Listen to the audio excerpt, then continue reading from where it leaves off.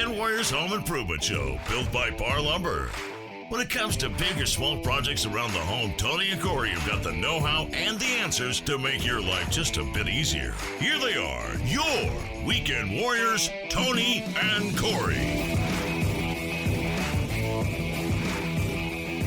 Tony, how much is your electric bill? It's a lot. It's more than I feel like it's more than I should be paying. Yeah, it probably is. And part of that would be what? Saving energy. Oh yeah, well it's all of that. You know, it's the money that I'm spending heating my home, the money that I'm spending doing all of the things inside the home that I do, all of that. It's the money I'm spending with lights on, and all of that. Yeah. Do you ever see those? You ever go appliance shopping and you see those little yellow labels on the appliance that tells you how much the estimated annual energy consumption of that product is? I do. Do you pay any mind to those? I definitely see those labels and I wonder to myself, there's probably some important information on there. It's called an energy guide label. But I'm more worried about the color of the appliance and how sleek it is. Avocado green. Yeah. So, yeah, that's what we're going to talk about today. This is the first episode in a series of podcasts where we're going to talk about energy efficiency and how to get there. And the first episode, we're going to talk about appliances. What things to consider when buying energy efficient appliances, because there's a lot involved in it. And we came up with, let's see here, about 15 things. Oh, yeah. Not the least of which is pay close attention to the labels on the appliance when you're buying it new. Can give you some good insight. Absolutely. So, all right, the number one thing on the list is an Energy Star certification. You want to look for the Energy Star label. It's a government-backed symbol indicating that that appliance meets or exceeds the energy efficiency guidelines set forth by the EPA, which is the Environmental Protection Agency. They go through all this testing, and they actually have to meet those guidelines to be Energy Star.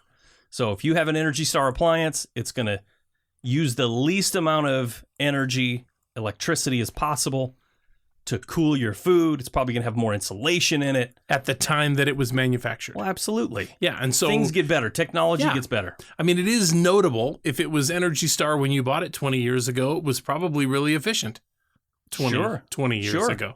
But it's probably less efficient today. Well, probably. I mean, more than like. So here's one of the things when you're, like, for an example, if you buy a refrigerator and you just plug it in, push it into its little slot, and let it run for 20 years, its efficiency level is going to drop because you might not be maintaining it properly. Yeah. Yeah, well, I mean, there's a lot to be said about a refrigerator. Specifically, a refrigerator oftentimes gets tucked back into a hole. We have cabinets on both sides and over the top. And because we want the refrigerator to be hidden, right? Want to look cool. Yep, look cool. And then what happens is we never pay any attention to what's going on behind the fridge. Meanwhile, the fridge is constantly pulling in fresh air, and it's got an engine running in there that's cooling water or cooling the fridge, doing all the stuff that it's doing. And as that pulls fresh air into the coils, yeah, it also pulls all the dust and debris and things that are on the floor around it. And that, collects underneath there, and you need to keep that thing clean, because as it gets all bound up and caked in with that stuff, it starts to have to work harder. And the harder it works, then the less life that it will have. Mm-hmm, mm-hmm. That's how refrigerant works. It pulls heat out of the air and expels it elsewhere. A refrigerator does that by taking heat it removes heat from inside of the refrigerator and then exchanges it and pumps it out into the room. So you're not off-gassing, but it's putting off heat. But to keep those cool, it's running those fans on the inside of that thing. So every so often, pull that thing away, pull it out of its slot, pull it out of the hole, clean underneath it, clean around it, vacuum the coils, and you'll have a better energy efficient appliance for much longer. Yeah. I realized I said engine instead of motor. I know. When you said engine, I was like, you fill it up with gas. Yeah, well, I have a very high performance refrigerator. It's got a 409 in it. Turbo. Yeah. Turbo powered. Yeah, I think when I think about Energy Star ratings on appliances, oftentimes my mind goes to the water heater. A water heater is something that you're always running. It's always running. It's always heating water, and it's consuming energy to make it do its thing. So having the most efficient water heater is definitely important. And those have a lifespan, by the way. Absolutely. What would you say is the average lifespan of a water heater? Average, probably 15 years. 15 years. I my believe guess. that is also true. 15 years. So if you've got a water heater, which you never look at or pay any attention to, and you might not even know where it's at, if you haven't had a As long problem. as it's putting out hot water, who cares? If you haven't had a problem with it, you might not even know where it's at. But it will have to be replaced. And when you replace it, if you replace it with the most efficient water heater that's out there, then you will most definitely save money. There are some things with a water heater that are controversial, and I've talked to people that say you should drain them yearly. There's a spigot at the bottom of it, and you put you attach a hose to it and run the hose outside or run it into a whatever, and then open that thing and empty it out. You have to turn the gas off so it's not heating it, or if it's electric, you have to turn the electricity off to it because it could potentially burn it up. But what's happening is inside of, if you think about a water heater, it's basically a big steel tank with a jacket around it with insulation and then more material around that. And that's just what it's using to insulate the inner tank. And because that thing is made out of steel, they put this rod on the inside of it called the anode rod. It sticks down from the top. It's really long, goes all the way down. And it's made out of a material that is sacrificial. Uh-huh. So as water goes in, water that is one of those things a lot of people don't think about having stuff in it. You pour it out of your faucet and you look at it and it looks clear. But in reality, it's full of things, minerals and lots of different things. And some people's water is more minerally than others. Right. And they call that hard water. So if you have hard water, you'll know it because you'll get water spots on your shower door. You'll get, clogged shower heads. All the things in your house will just get clogged over time because those minerals build up and they create crystals and all of these things. Well, so if you have this water coming into your water heater, you never see it. But what happens is all that stuff, that sediment that comes in there, that rod that gets destroyed over time, purposefully, it settles at the bottom of the tank. So if you cut open a water heater, there's these tubes. There's a fill tube, and then there's a suction tube. The suction tube will go all the way to the bottom, and that's where it pulls the hot water from. And then as you use the water up, it fills at the top. So the cooler water's at the top. And it's warming. So what'll happen over time is those tubes will just rot out. They'll get higher and higher and higher, and the sediment's sitting in there, and the sediment is shortening, making the tank smaller and smaller and smaller physically. So water's going in, and eventually that thing will just fill right up to the top with sediment if you let it over the course of 20 years. If you're replacing the rod. Yeah, because the rod will eventually all be gone, and then you would have to put in a new rod, which I've replaced the rod in my water heater before. Never spare the rod. Never, yeah. But I've also had a broken suction tube. Yes. Where it broke right at the top. Yep. And then you weren't getting hot water. It was pulling cold water from the top that it was putting in, yeah. Mm-hmm. It would never get hot. Right. So that's one of those things, like, it's controversial because people say, don't mess with it. As soon as you start messing with it, you're causing yourself a problem. So both are correct in my opinion. Yeah, I mean, if you never do it, then don't do it. Don't do it. If you always do it, keep doing it. Yeah. I think there's arguments for both sides. The way I see it is if you live in an area where you have hard water and you put a new sacrificial rod. No, you put a new tank in. Oh, a new tank. A hot water tank in. Mm-hmm. Then that would be the time to start doing it. Sure. A year later, drain it, refill it. A year later, just put it on your calendar to drain it and refill it yearly, because that'll clean out all that sediment at that time, and it will extend the life of the water heater that you have. I agree with that. That is good logic right there. Heck yeah. The next thing on the list, Tony, as far as appliances go, is check for the energy efficient ratings. Every appliance has that energy guide. We talked about that earlier. That yellow sticker. It's going to give you a cost approximately of what it costs to run that appliance for the entire year. So if you're concerned with it, you can look at them. Some of them might be $500 a year and one might be $50. So consider that. Yes. Very important. While you're deciding whether or not it's the right color, which is also important. I also agree. Size and capacity is very important. I'll tell you what. We had a washer and dryer that sat in its little home, and it had a what do you call it? A folding surface on top of the washer and dryer, and pantry around. Anyways, and the washer or dryer, one of the two of them gave up. The ghost. It stopped working, and we decided it was beyond repair. We needed something that was new and more efficient. So we went out and found the really great deal, awesome deal, had the washer and dryer, the set washer and dryer delivered to the house, got it in there, and guess what? What? It was too big. Didn't fit in the space that the other washer and dryer fit in. All washer and dryers, all appliances, they're not all the same size. Here's another great example. You can buy a refrigerator that's, 3 cubic feet or 5 cubic feet or 7 cubic feet or something.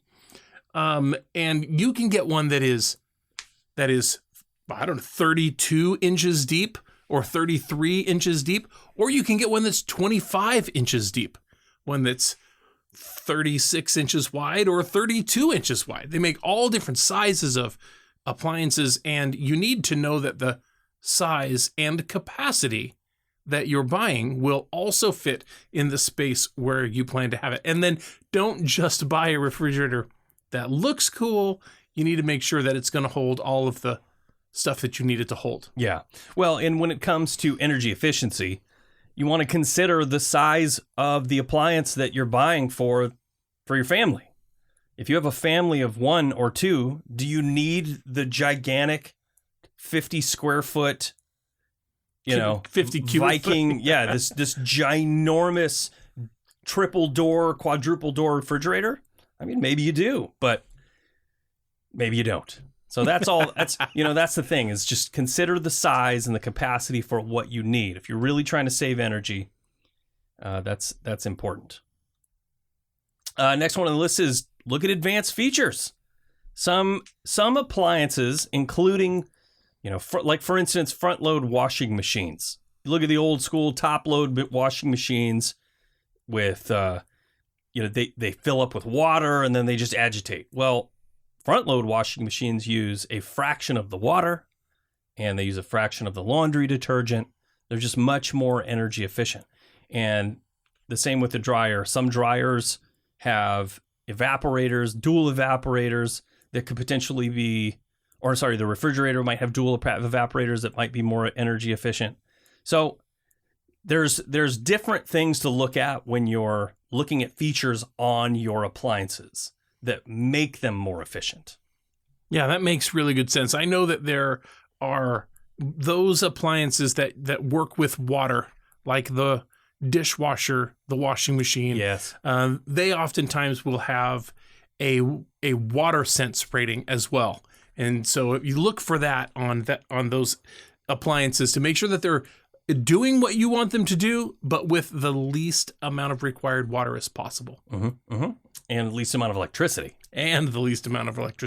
Next one on the list was water efficiency. Right, yeah. I mean, that's literally the next thing. Appliances like dishwashers, washing machines, they really have, like you said, the water sense label. Yep. Mm-hmm. So the less water you, especially if you live in an area like California or Arizona where water is limited.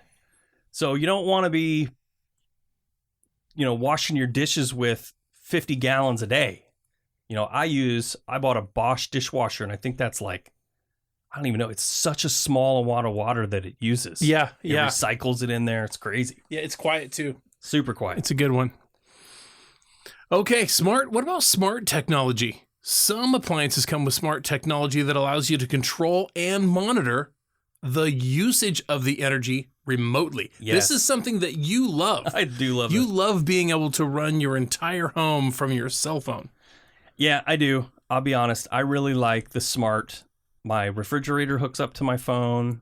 My stove hooks up to my phone. So I can throw, a beef loin in my oven. And it's got a little temperature sensor that I can plug into the side, and it stabs into my meat, and it tells me. I can just It tells you what the internal temperature is. It'll pop on my phone and say, "Your roast is done." Your roast is done. Yeah, and I can turn it off from my phone. I love that. It's awesome. That is awesome. And I can be anywhere.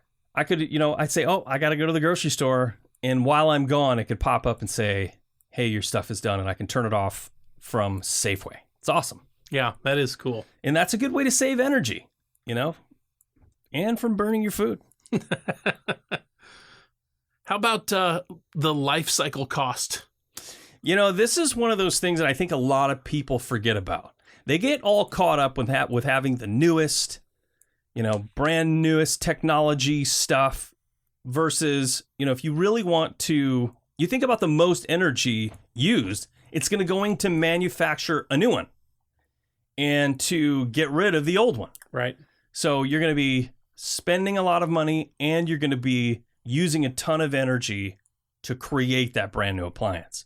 So this is kind of like there's another one down the list that I have, and it's about brand reputation. Mm-hmm. Cheaper, really inexpensive brands, they might seem cheap at first, but in the long run, you're going to be replacing it more often. It's going to be less energy efficient. And the same thing when we talk about life cycle costs, you want to buy a refrigerator that's going to last for 20, 30 years. You remember those refrigerators that you would buy in the 70s that are still running in some people's garages? Oh, yeah. Yeah, I mean, absolutely. Some of the newest refrigerators, and there's some class action lawsuits out there that I'm not going to talk about them, but there's some manufacturers out that I bought one, and they just don't last. Those are new ones, yeah. Well, you've said it 1,000 times. You've heard it 1,000 times. They don't make them like they used to. And I don't know why. I don't know if it's because of the different, and I know on this one manufacturer, there's this class action lawsuit they make a lot of cell phones, but they also make refrigerators. You can probably guess who it is. One of the biggest things to come out of the last probably 15 years is to put ice in the door. Yeah. You want to have an ice dispenser in your door. Right. Well, to do that, you have to put a freezing mechanism in the refrigerated part of your refrigerator. Now, back in the day when they did that, they had side-by-sides. You remember you had the left side was the freezer. Yep. The right side was the fridge. Sure. Well, the newest trend was to put the freezer on the bottom. Like, remember in the old days, freezer was on the top. Right. Refrigerator's on the bottom. Mm-hmm. Well, then people said, well, I don't want to bend over all the time to get to my bottom shelf. So they moved the freezer to the bottom, which you're not getting in as regularly. Sure. So everybody loved that. They're like, man, that's amazing. However, we still want our ice dispenser in the door from the old side-by-side days. So then they came up with this contraption that created ice inside of the refrigerator unit, and not in the freezer part, which is on the bottom. Sure. Because you don't want to bend down to get ice. Right. That's for the pores, right? So that's inherently what caused this mess, is they were doing all of this exotic piping and plumbing and air moving inside of the refrigerator unit to be able to create ice in there. And with this one brand particularly, the coils in there, if you got any sort of moisture, it would create solid sheets of ice, and that entire thing would just freeze up. Wow. And I own one, and I still have it. It's in my garage now as my garage fridge. and it was a very expensive garage fridge. Yeah. But that's just one of those things. When you consider life cycle cost and brand reputation, it's the length at time at which you can use it before you throw it away. Right. Yep. Absolutely. Tagging along with that same thought process, of course, is warranty and maintenance. Absolutely. Pay close attention to the warranty and maintenance program. You want to know what's expected of you. They'll tell you, hey, you need to replace the water filter in the refrigerator every 30 days. Okay, I don't want to replace the water filter in the refrigerator every 30 days. Right. So that's, I'm factoring that into my decision. I want my water to be clean, but I don't want to have to buy a $35 water filter every 30 days. Right. And then you can go onto Amazon and buy the generic brands, but then it probably voids your warranty. Yeah. And so, it's just something to consider, when you're making that purchase. One of the newest things to come out of filters is you see some of these higher end brands of appliances, refrigerators especially, where they have the water filter in them. And they got tired of saying, okay, here's our $40 water filter, and you need to replace it every 3 months.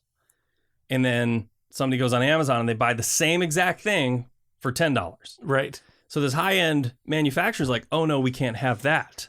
You need to buy our $40 filter. So we're going to put RFID tags in them. And if you buy the generic one, the refrigerator won't work.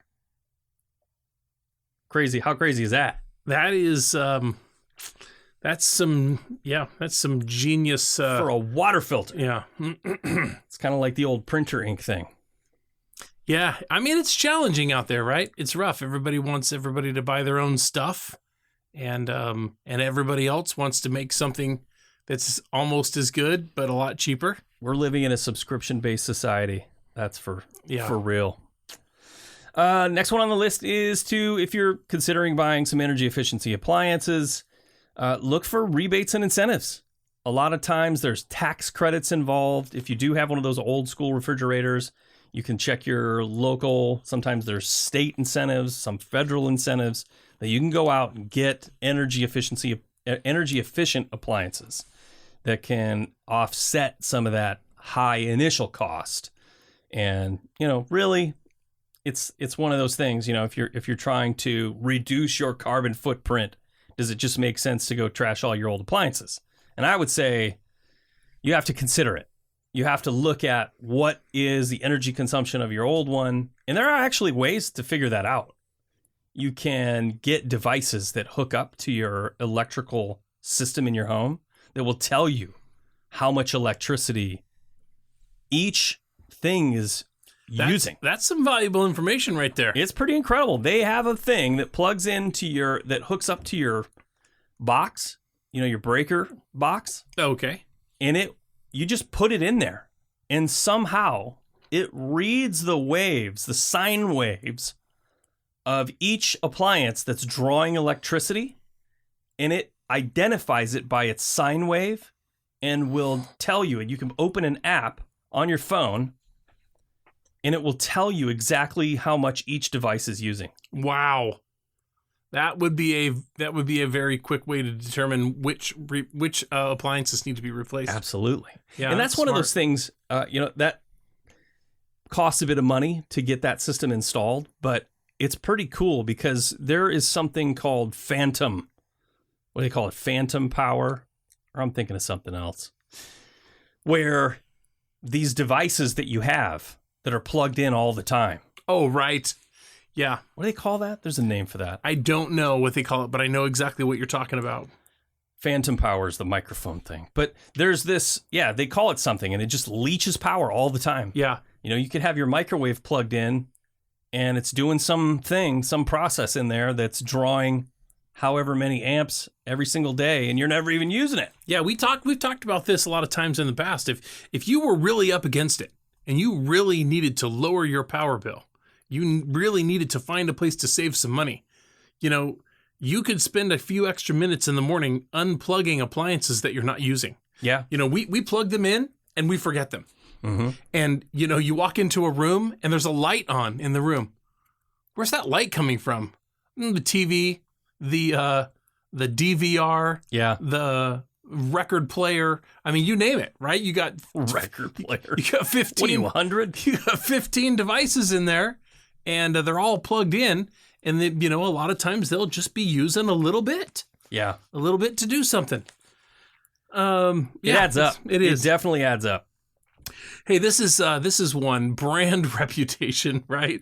This is important to you. Yeah, I touched on it a little bit earlier, but yeah, go ahead. Yeah, I mean, it makes sense to check reviews and take the opinions of the majority of people who have bought before you and have an opinion. You don't have to believe them all. You don't have to believe all the 5s, and you don't have to believe all the 1s, but get in there and listen to the 3s and 4s. There are some opinions in there that probably make really good sense.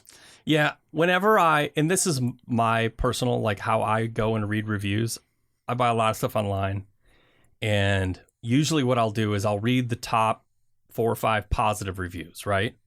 And then I'll always go to the negatives. Like if there's a fair amount of negative reviews, I'll go read through them. And I think you can quickly determine what people are complaining about. You know what I mean? Like they might be complaining that the box was torn. Or that the shipping took too long. Yeah. They said it would be delivered in 3 days, but it took 5. FedEx lost One my star. package. Yeah, FedEx lost my package. Yeah, exactly. 1 star. Yeah. Somebody stole it off my porch. 1 star. You kind of know those people. They don't talk about the merits of the product itself. They talk about their bad experience. Right.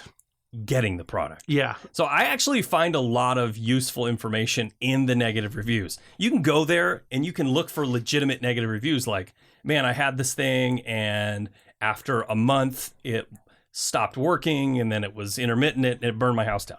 You know, you just never know, but that's how I do it. Anyway, hopefully pass that on. It works. All right, couple left here, Tony. Next one on the list is consider ease of use. You could buy the most energy efficient appliance that requires complicated controls to set it up. A smart device that's smarter than you, and you'll never use it. You'll never get the full advantage the benefits of it. Out of it, just because it's such a pain in the butt. Or you just can't figure it out. Man, can I just tell a quick story? Yeah. Here? I have a smart thermostat. I've talked about this on the show many times. I love smart products. I think, like you said, controlling everything from your phone, I think is an amazing thing to do. Just for the ease of use, you leave the house, you're halfway on vacation, and an hour drive, and you realize, shoot, forgot to turn the furnace off, or whatever. So you're forgot to close the garage door. Yeah, you're heating your home like you're there for a week straight while you're in Hawaii, So you could save yourself a lot of money by being able to turn that off, but you can't because you're gone. But if you have it on your phone, you can. So I had this smart thermostat, thought it was super cool, but man, this thing was too smart for itself, I think. And I was close to tearing it off the wall the other day because it was 40 degrees outside and I had it set for all night. We sleep cold in our house. We like to have it cold. So I set it for 64 at night. And then I set it to turn on at 7 in the morning when we all get up. It starts heating the house and it turns off at like 8 o'clock by the time everyone's gone. And then it doesn't turn on again. It lowers back down to 64. And then when we get home, I have it turn on before we come home. It's like a programmable thermostat, right? However, this one has sensors in it that know when you're there. So it starts to learn your schedule. But what's crazy is when you have kids, your schedule's always changing, right? It's not like it's some amazing thing. But what it was doing, so I got up the other day at 5:30 in the morning, an hour and a half, and when the heat turns on, I wake up immediately. I can't sleep when the furnace is pumping heat into my face. I can't do it. So I get up at 5:30 in the morning, I walk out into the hallway. It's 67 degrees in my house. which I wouldn't say it's hot by any means. But it's warmer than you like it. Yeah, it's 67.